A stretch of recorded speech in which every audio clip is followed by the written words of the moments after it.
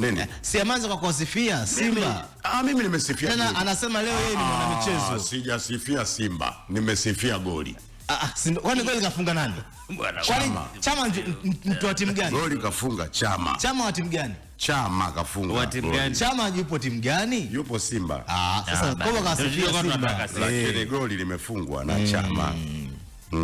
Dabi nyingi ambazo zimepita zilikuwa zina uchache wa mabao. Dabi ya kwanza tunaikumbuka ilikuwa ni 0-0 mzunguko wa kwanza, lakini hata ile ya Muungano ngoma ilikuwa kwa mbili dakika 90, lakini mwisho wa siku dakika za jioni kabisa ilifunikwa penalti. Hivi nakuaje? Jana goli 4.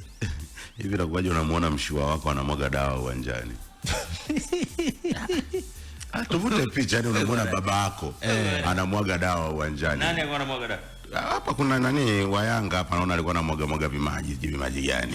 Kama kawaida game za Simba na Young Africans huwa haziendagi hivi yani lazima kuwe na matukio ambayo yanatokea nje ya watu ambao wanakaa kwenye television hawayaoni.